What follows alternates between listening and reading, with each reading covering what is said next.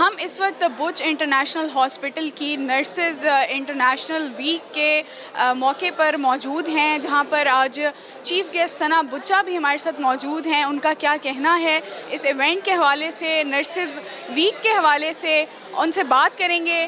السلام علیکم. وعلیکم السلام.